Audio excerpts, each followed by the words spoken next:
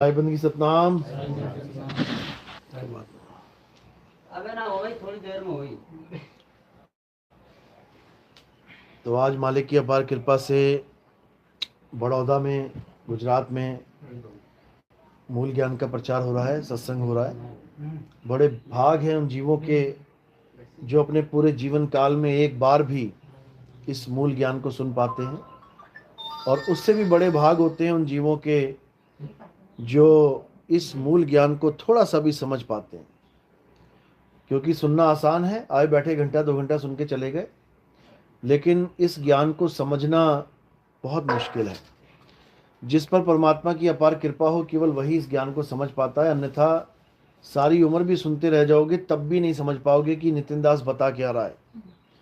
ये उसी को समझ में आ सकता है जिस पे मालिक की अपार कृपा हो जाए, क्योंकि ये आत्म ज्ञान है, ये कोई शरीरों का ज्ञान नहीं है, ये कोई पत्थर की पूजा नहीं है, ये कोई मंदिर मस्जिद गुरुद्वारे वाला खेल नहीं है। ये आत्म ज्ञान की लहर है, और आत्म ज्ञान केवल वही समझ सकता है जिसको आत्मा के बारे में जिज्ञासा है, आत्मा के बारे में जिसको थोड़ा सा भी लगन है, जिसको आत्मचिंतन की थोड़ी सी भी फिक्र है। अन्यथा ये ज्ञान किसी को समझ में ही नहीं आ सकता। कबीर साहब कहते हैं, लाखन में कोई समझ न पई हैं और कोटि मध्य जानेंगे, कहें कबीर सुनो भाई साधो, हमें बिरले हंस पहचानेंगे। कहते हैं 1 लाख लोगों के आगे सत्संग रख दिया जाए, उनको समझ में ही नहीं आएगा कि बाबा जी बता क्या रहे हैं। उनके बस की बात नहीं है कि समझ सके। करोड़ों लोगों के आगे रखोगे तो कहते हैं कोई बिरले हंस पहचानेंगे, तो इक्का दुक्का बंदा निकलेगा कि हाँ बात तो बिल्कुल सही चल रही है। जो विवेकी होगा केवल वही सत्संग को समझ पाएगा, अन्यथा किसी के बस की बात नहीं है। तो आज का सत्संग इसी सत्य और असत्य के निर्णय पे होगा, ताकि जितने भी भगत इस सत्संग को सुन पा रहे हैं, लाइव में देख पा रहे हैं, उनको एक मार्गदर्शन मिले, उनको एक समझ आए कि आखिर हमारे जीवन का लक्ष्य क्या है, सत्य क्या है, सत्य को पाना कैसे है। और जितने भी धर्मों के नाम पे ये झगड़े होते हैं, लड़ाई होती है, ये सब दंगे फसाद, ये सब खत्म हो जाएं, सब अपने अपने सत्य को पाने के लिए ललायत हो जाएं, तब समझ लो कि हमारा भारत देश विश्व गुरु बनने की लाइन पे आ जाएगा। अभी विश्व गुरु नहीं बन रहा है, अभी ये विश्व में सबसे ज़्यादा झगड़ालू देश बनने वाला है। ये सबसे ज़्यादा दंगे यहीं होने वाले हैं धर्म के नाम पे, क्योंकि आबादी सबसे ज़्यादा यहीं है। ज़्यादा लोग जहाँ होंगे वहीं तो ज़्यादा लड़ाई होगी।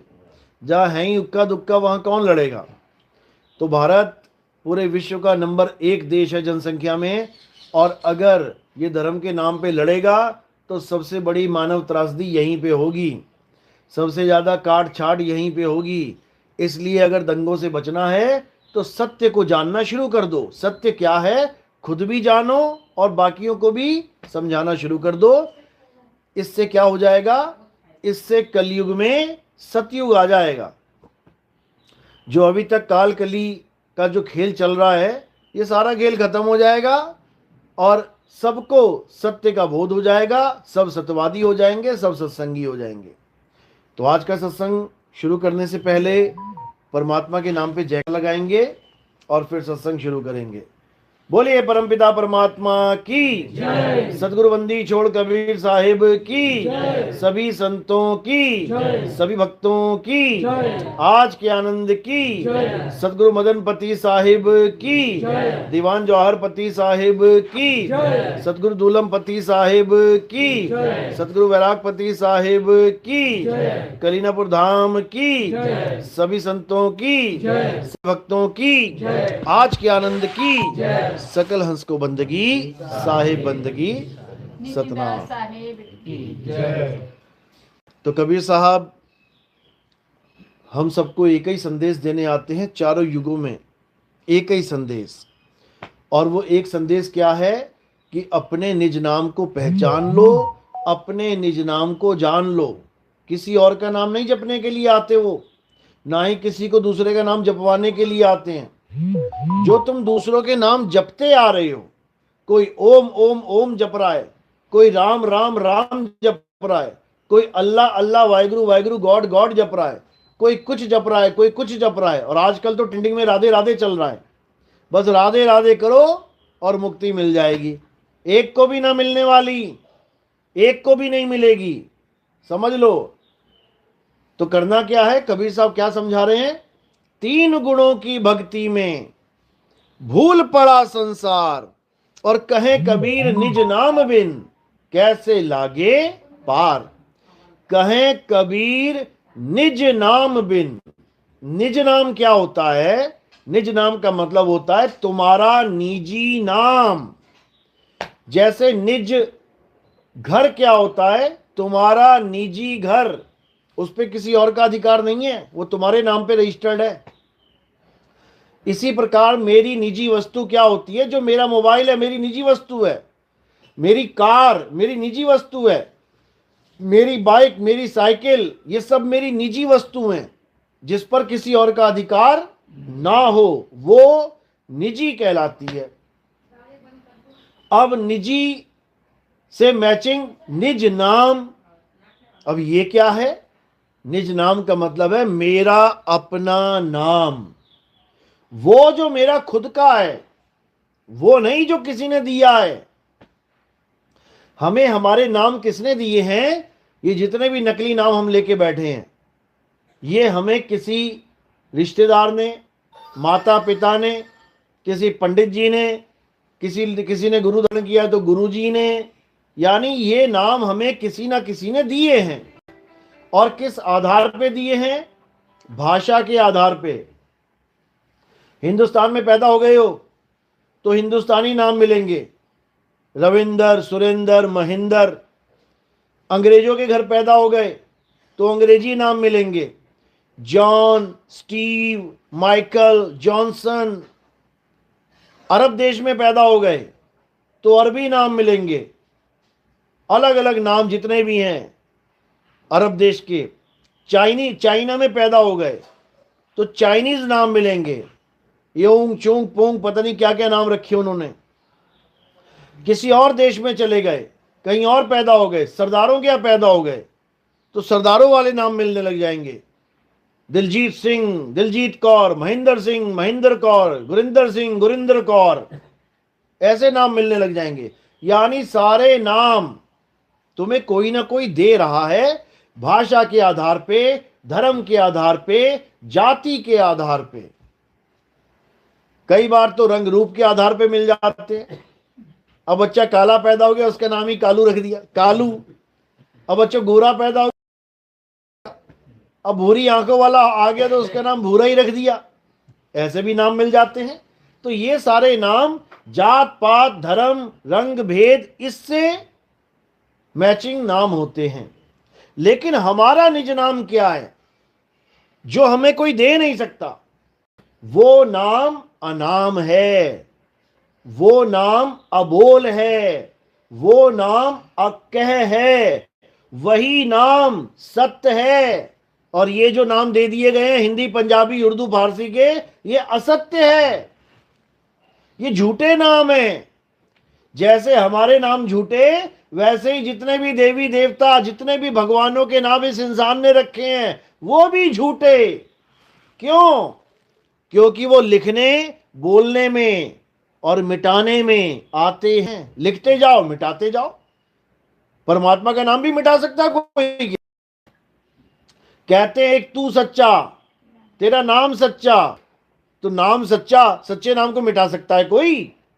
अरे परमात्मा को कोई नहीं मिटा सकता, तो उसके नाम को भी कोई नहीं मिटा सकता, क्योंकि नाम ही परमात्मा है। नाम ही परमात्मा है। हम गुरु के पास जाके क्या कहते हैं, गुरुजी हमें नामदान दो। नामदान का मतलब नहीं गुरुजी मुझे हिंदी के नाम दे दो, मैं हिंदुस्तानी हूं। मुझे अरबी के नाम दे दो, मैं अरब देश का हूं। मुझे चाइनीज नाम दे दो, मैं चाइना का हूं। ये नहीं होता नामदान। नाम का मतलब है परमात्मा। हे गुरुदेव मुझे परमात्मा दान में दे दो। बुल्ले शाह ने अपने गुरु से बोला। उसके गुरुजी क्या कर रहे थे?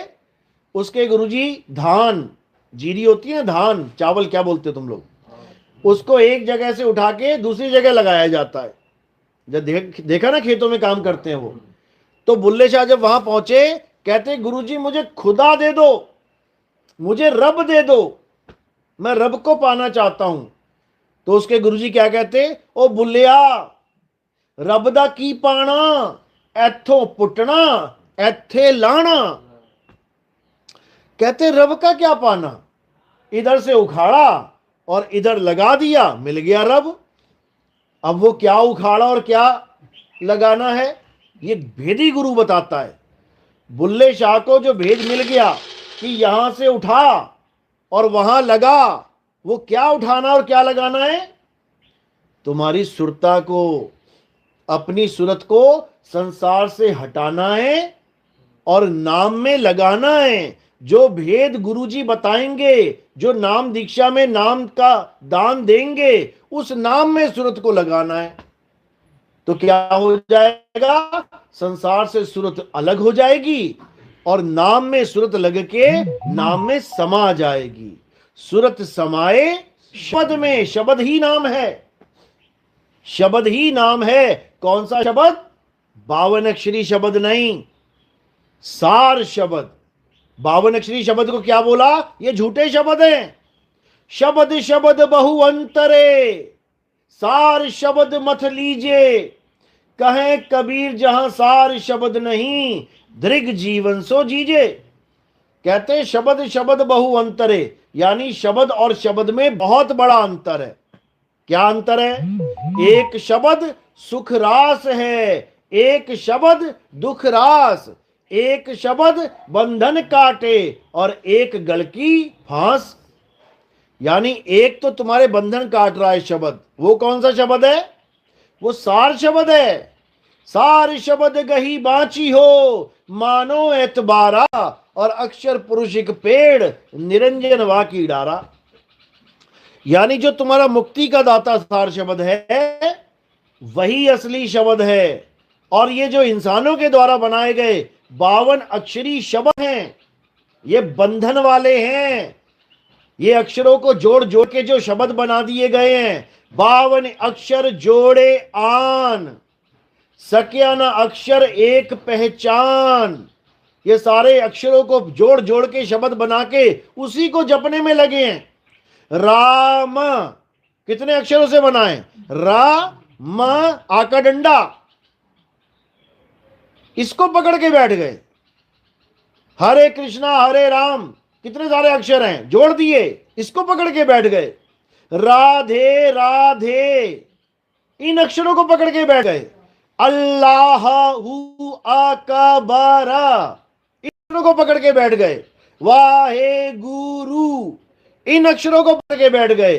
कबीर, इसको पकड़ के बैठ गए। साता नाम, इसको पकड़ के बैठ गए। और पता नहीं क्या क्या पकड़ के बैठ गए, लेकिन पकड़ा केवल अक्षर को ही है। 52 अक्षरों को ही पकड़ लिया है। और जो आदि है, आदि अक्षर, उसका भेद नहीं जाना। आदि अक्षर ही सार शब्द है। कबीर साहब समझा रहे हैं, 52 अक्षर जीव आधारा। ये जीव है तो सारे अक्षर निकल रहे हैं। 52 अक्षर जीव आधारा, आदि अक्षर जीभ्या से न्यारा। 2 प्रकार के अक्षरों का भेद है, एक 52 बोलने वाले और एक 52 से न्यारा। तो कह रहे सोई गुरु पूरा कहावे, जो 2 अक्षर का भेद बतावे, एक छुड़ावे। ये 52 अक्षर, ये बोलने वाले नाम छुड़वा दे, एक छुड़ावे, एक लखावे। अब लखाना क्या है, आदि अक्षर। आदि अक्षर यानी जो आदि सच, जुगादि सच, है भी सच, नानक होसी भी सच, उसको जानना है। और वो क्या है, हे अर्जुन, ये आत्मा है जो अजन्मा है, नित्य है, शाश्वत है, पुरातन है। यही आत्मा सत्य सनातन है। यह सृष्टि भी नहीं बनी थी, कोई भी नहीं था, ना कोई आदमी था, ना कोई अक्षर था, ना कोई शब्द था, ना कोई भाषा थी। तब भी वो आत्मा थी, है और रहेगी। उसी आत्म तत्व को जानना हमारे जीवन का परम लक्ष्य है। उसी आत्म तत्व में समा जाना है। कहते सूरत फंसी संसार में, ताश से पड़ गई दूर। किससे दूर हो गई? अपने सत्य स्वरूप से, अपने स्वरूप से दूर हो गई और सारे नकली स्वरूपों को पकड़ के बैठ गई। सूरत फंसी संसार में, ताश से पड़ गई दूर। सूरत बांध स्थिर करो, आठों पहर हुजूर। कहां स्थिर करना है? अपने निज नाम में, अपने निज स्वरूप में, तब बात बनेगी। और अगर मंत्रों में जंत्रों में फंस गए तो जन्म बर्बाद हो जाएगा। कबीर साहब समझ रहे हैं, समझा रहे हैं, तंत्र मंत्र सब झूठ है, इनमें ना उलझे कोई, और सार शब्द जाने बिना कागा हंस ना होए। कहते सार शब्द को जाने बिना एक कागा हंस नहीं हो सकता। ये इन्हीं अक्षरों में उलझ पुलझ के मर जाएगा। हिंदी पंजाबी उर्दू फारसी जपता रह जाएगा। इस दुनिया में क्यों जन्म हुआ? हिंदी के नाम जपने के लिए, या अंग्रेजी के नाम जपूं, या नाम पढ़ता रहूं सारी उम्र कलमे के रूप में, नमाज के रूप में? क्या है ये अरबी के अक्षर है। उन्हीं अरबी के अक्षरों को रटा रटा के आज कितने लोगों को मुसलमान बना दिया गया है। जबकि मुसलमान का मतलब क्या है? मुसल्ला प्लस ईमान। जो मुसल्ले पे खड़ा होके नमाज पढ़ना सीख ले। नमाज का मतलब ये नहीं है कि चंद अक्षरों को रिपीट करना है। नमाज का मतलब है नमः प्लस अज, यानी उस परमात्मा को बंदगी कर, नतमस्तक हो जा उसके आगे। मंत्र नहीं पढ़ने हैं, इसको अल्लाह का जिक्र बोला गया, यानी उसकी याद में खो जा। जब उसकी याद में खो जाएगा, उसको याद करना शुरू करेगा, तब वो जाप नहीं कहलाएगा, तब वो सिमरन कहलाएगा। संत महात्मा यहां पे सिमरन का भेद बताने आते हैं, यहां मंत्र जपवाने नहीं आते। ये जप तप तो वो छुड़वाने आते हैं। मोको कहां ढूंढे रे बंदे, मैं तो तेरे पास में, ना मैं जप में, ना मैं तप में, ना एकांत निवास में। कबीर साहब मना कर रहे हैं कि किसी जप को नहीं करना है, ये अक्षरों को नहीं जपना है। लेकिन जितने कबीर पंथी हैं, ये सारे अक्षर पकड़ा पकड़ा के सोच रहे हैं कि हम सतगुरु बन गए। ये सारे मंत्र जंतर पकड़ा के सोच रहे हैं कि हम सतगुरु बन गए। अरे गुरुआ कैटेगरी में आ गए तुम लोग। कबीर साहब समझा रहे हैं, गुरुआ तो घर घर फिरे और कौड़ी केर 50, अपने रूप की खबर नहीं और शिष्य करण की आस। चेले मूंढने में लगे हुए हैं सारे, और अपने स्वरूप को जानते नहीं। तो दे क्या रहे हैं? मंत्र। ये जंतर मंत्र पकड़ा रहे हैं। तो क्या कह रहे हैं? घर घर मंत्र देत फिरत हैं, ये माया के अभिमाना, और गुरुआ सहित शिष्य सब बूढ़े, अंत काल पछताना, साधो देखो ये जग बौराना। कोई हिंदू गुरु फेमस होता है तो वो राम राम जप लो, राधे राधे जप लो, ओम नमः शिवाय जप लो, जो मनाए वो जप लो। चेलों से पूछते हैं कई लोग, तुम किसकी पूजा करना चाहते हो? मैं भगवान राम से प्रेम करता हूं। तुम राम राम जप लो। तुम किससे प्रेम कर रहे हो? मुझे हनुमान जी बहुत अच्छे लगते हैं, तुम हनुमान चालीसा पढ़ लो। तुम्हें क्या पसंद है? मुझे दुर्गा माता पसंद है, तुम दुर्गा चालीसा पढ़ लो। तुम्हें क्या पसंद है? मुझे कृष्ण जी पसंद है, तू हरे कृष्णा कर ले। तुम्हें कौन अच्छा लग रहा है? मुझे राधा अच्छी लग रही है, तू राधे राधे जप ले। ये मजाक बना लिया इन लोगों ने, भगवान का मजाक बन गया। ये तो वो बात हो गई, तूने कौन सी सब्जी खानी है? मुझे भिंडी पसंद है, तू भिंडी भिंडी जप ले। तुझे क्या पसंद है? मुझे करेला पसंद है, तू करेला करेला जप ले। तुझे क्या पसंद है? मुझे गोभी पसंद है, तू गोभी गोभी जप ले। बताओ, मजाक बना दिया, मजाक बना दिया इन लोगों ने। जबकि तत्वज्ञानी क्या कहता है कि इस दुनिया में दो प्रकार के तत्व हैं। एक असत्य तत्व, असत्य यानी काया, शरीर। सबके एक लाइन में खड़े कर दो शरीर। किससे बने हैं? 5 तत्वों से। राधा किससे बनी है? 5 तत्वों से। राम जी किससे बने हैं? 5 तत्वों से। हनुमान जी का शरीर कैसे बना? 5 तत्वों से। तो ये 5 तत्व अलग कैसे हो गए? ये 5 तत्व हैं, अलग अलग नहीं है कि इसको तू राधा बोल दे, उसको हनुमान जी बोल दे, उसको राम जी बोल दे। ये सारे एक कैटेगरी के तत्व हैं, असत्य तत्व हैं। हे अर्जुन, अध्याय 2 16वां श्लोक क्या कह रहे हैं? इस दुनिया में दो प्रकार के तत्व हैं, एक असत्य तत्व है। असत्य तत्व में ये सारे शरीर आ जाते हैं, सारे शरीर। जैसे एक ही मिट्टी के 1000 घड़े बना दिए जाएं अलग अलग डिजाइन के, तो जो अज्ञानी है वो डिजाइन देख रहा है, ये मटका है, ये घड़ा है, ये सुराही है, उसको डिजाइन दिख रहा है। और जो ज्ञानी है उसे मिट्टी दिख रही है। 1000 प्रकार के घड़ों को वो एक ही प्रकार में ले लेगा कि ये मिट्टी है, बात ही खत्म हो गई। और अज्ञानी क्या करेगा? अज्ञानी नामों में फंस जाएगा, ये सुराही है, ये मटका है, ये घड़ा है, ये है, ये वो है। यानी ये राम है, ये कृष्ण है, ये हनुमान है, ये शंकर जी हैं, ये माता जी हैं, ये है, ये वो है। अज्ञानी उन तत्वों को अलग अलग करके जानेगा और ज्ञानी सबको एक मानेगा। यानी असत्य तत्व एक तरफ हो गया। अब तुम कुछ भी नाम रखते रहो, सारे घड़े एक साइड लगा दिए उन्होंने। अब दूसरा तत्व क्या है?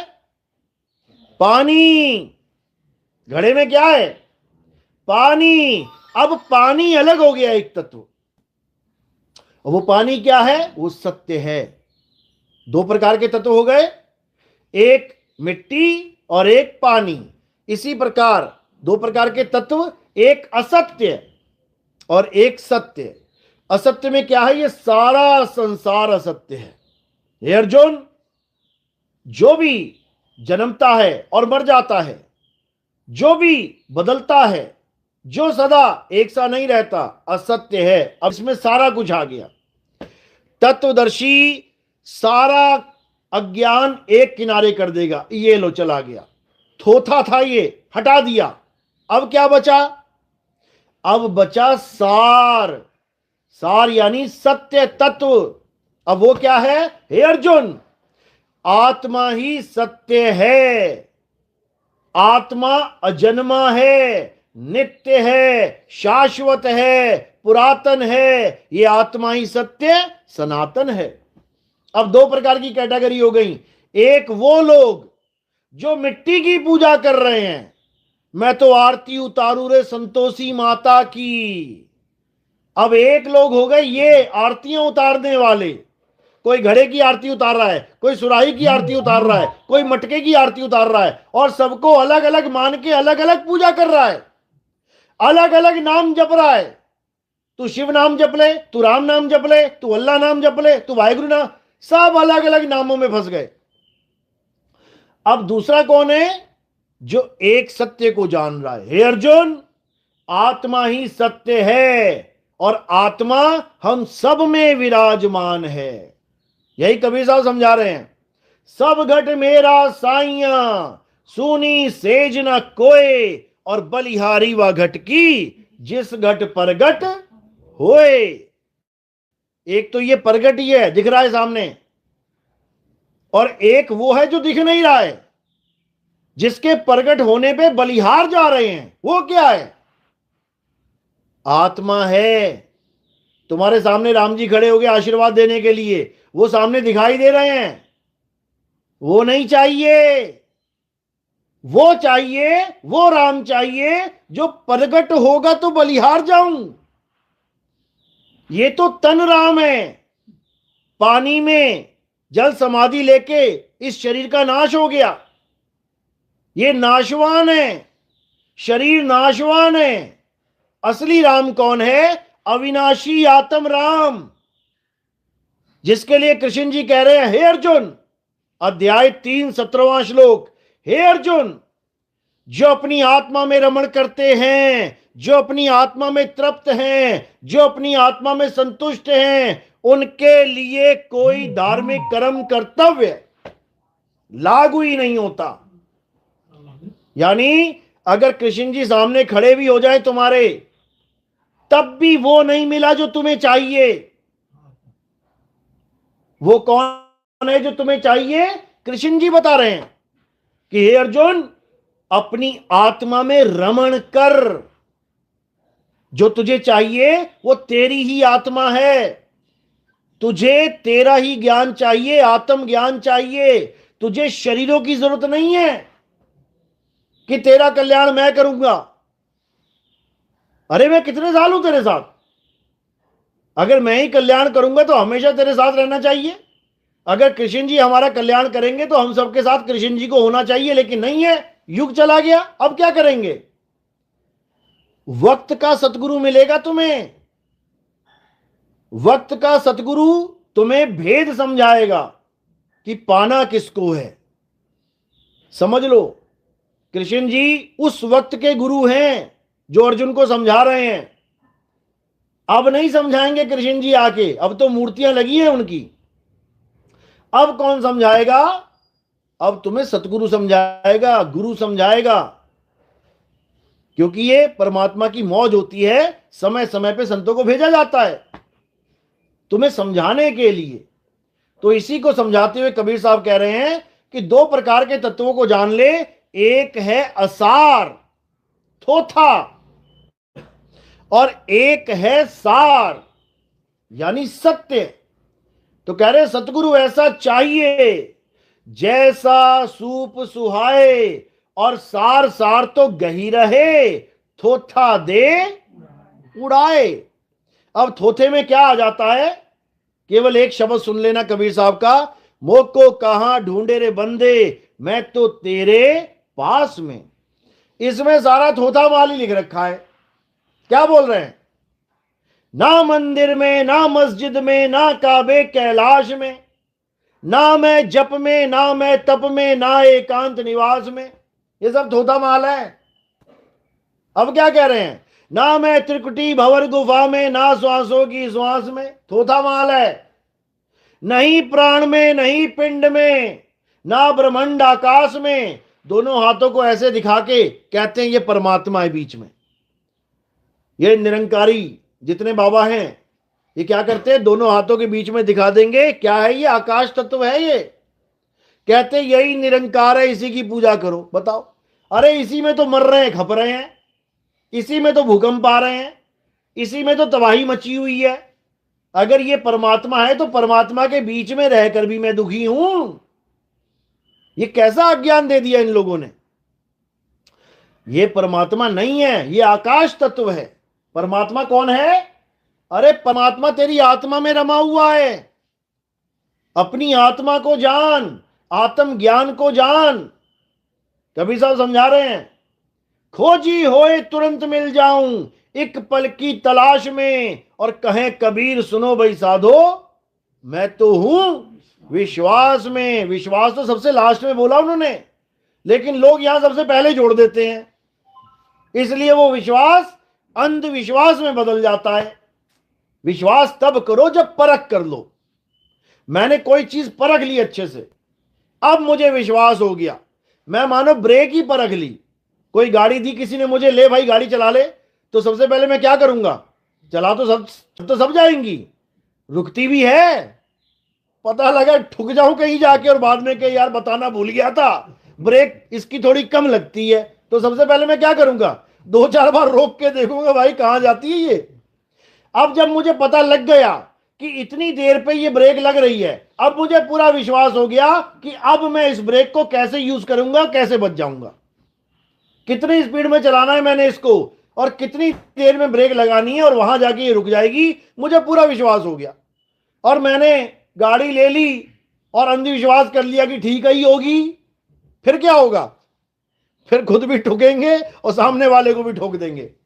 तो इसलिए कबीर साहब ने विश्वास तो बोला, लेकिन सबसे लास्ट में बोला, सबसे लास्ट में बोला कि नहीं प्राण में, नहीं पिंड में, ना ब्रह्मांड आकाश में, ना मैं त्रिकुटी भंवर गुफा में, ना श्वासों की श्वास में, ना मैं जप में, ना मैं तप में, ना एकांत निवास में, ना मंदिर में, ना मस्जिद में, ना काबे कैलाश में, खोजी होए तुरंत मिल जाऊं, एक पल की तलाश में। और कहे कबीर सुनो भाई साधो, मैं तो हूं विश्वास में। सबसे लास्ट में विश्वास करना है आपने।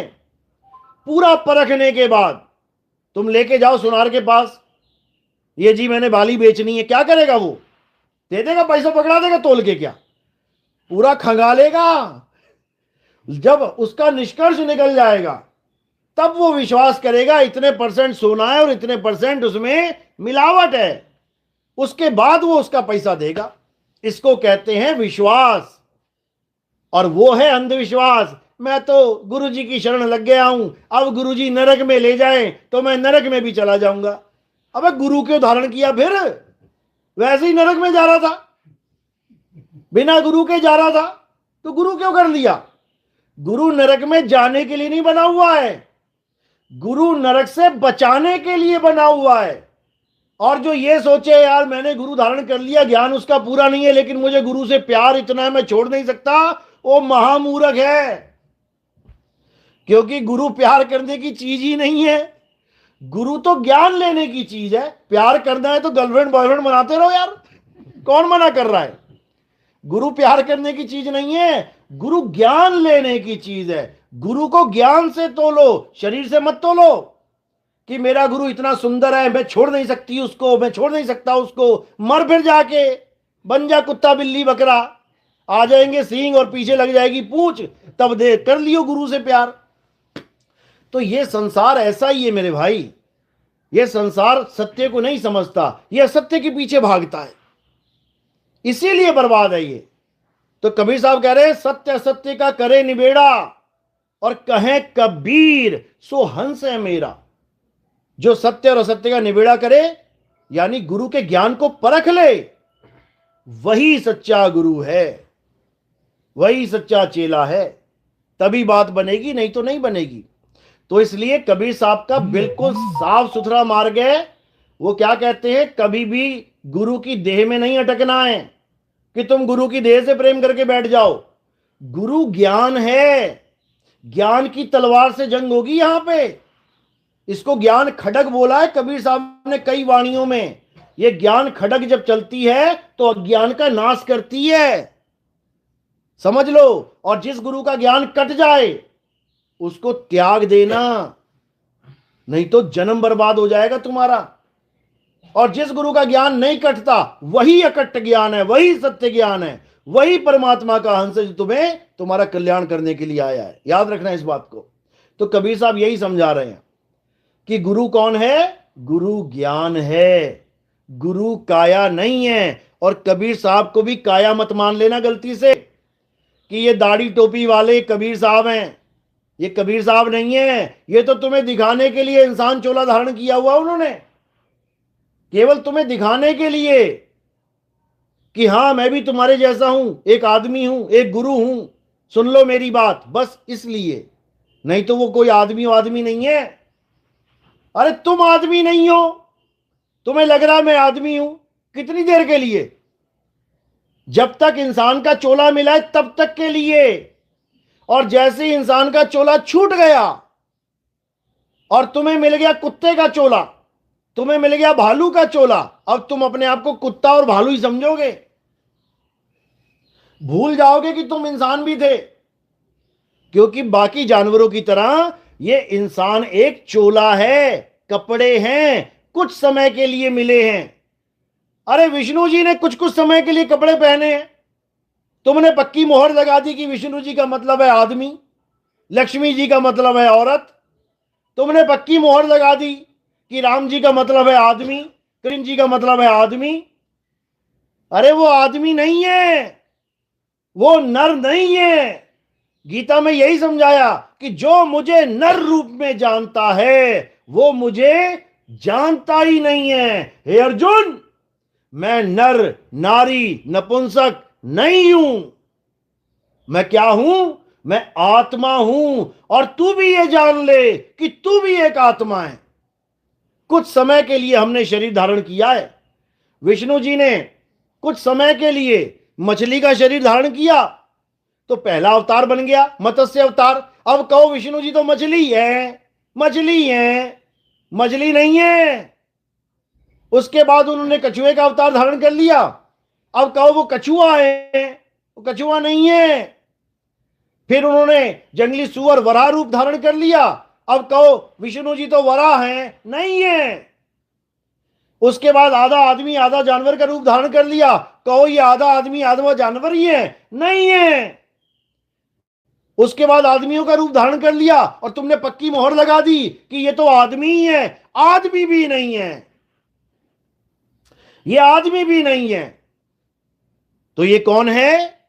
हे अर्जुन, मैं अजन्मा हूं, नित्य हूं, शाश्वत हूं, पुरातन हूं, मैं ही सत्य सनातन हूं। वो आत्मा है और तुम क्या हो? तुम भी आत्मा ही हो। लेकिन तुम्हें आत्मा का ज्ञान ही नहीं पता है, इसलिए तुम अपने आप को आदमी, औरत, बच्चा, बूढ़ा, जवान ये मान के बैठ गए हो। तुम अपने गुरु को भी आदमी, औरत, बच्चा, बूढ़ा, जवान मान के बैठ गए हो। तभी तो तुम्हें समझ में नहीं आ रही ये बात। जब तक तुम मुझे शरीर मानते रहोगे तब तक तुम अपने आप को आत्मा जान ही नहीं सकते, क्योंकि गुरु हमें किसी और का नाम नहीं, अपने स्वरूप का ज्ञान देता है। मैं तुम्हें वो ज्ञान दे रहा हूं जो मेरा स्वरूप है, जो मैंने जाना है, उसके बारे में तुम्हें समझा रहा हूं। कहते गुरु मुझे दीजिए अपना ज्ञान, यानी जो ज्ञान आपको है। कौन सा ज्ञान है? राम राम करना है क्या? राधे राधे का ज्ञान है? आत्मा का ज्ञान है। गुरुजी जो आपका ज्ञान है वही मुझे दे दो। गुरु मुझे अपना रूप दिखाओ। मेरा रूप और आपका रूप एक ही है, लेकिन ये मिट्टी के घड़े अलग अलग दिख रहे हैं। तो तुम अपने आप को औरत मान के बैठे हो और गुरु को आदमी मान रहे हो। तुम अपने आप को बच्चा मान लिया, गुरु जी को बूढ़ा मान रहे हो। तुम अपने आप को बूढ़ा मान लिया, गुरु जी को तुम कह रहे हो अभी तो ये 40 साल का ही है। अटक जाओगे इसी में, भटक जाओगे इसी में। मेरी उम्र जानते जानते तुम्हारी अपनी उम्र खत्म हो जाएगी। हम सब अजन्मे हैं, नित्य हैं, शाश्वत हैं, लेकिन अपने आप को जान नहीं पा रहे हैं। इसलिए हम 30 साल, 20 साल, 40 साल का बन के बैठे हुए हैं। सबको डेट ऑफ बर्थ याद है अपनी? याद है? फॉर्म में लिखते हो ना? जिसको याद है पक्का मरेगा वो। क्यों मरेगा? क्योंकि उसने मान लिया कि मैं सन 1984 में पैदा हुआ था, मैं 1985 में पैदा हुआ था, मैं 2000 में पैदा हुआ था, और जो पैदा हुआ है वो पक्का मरेगा।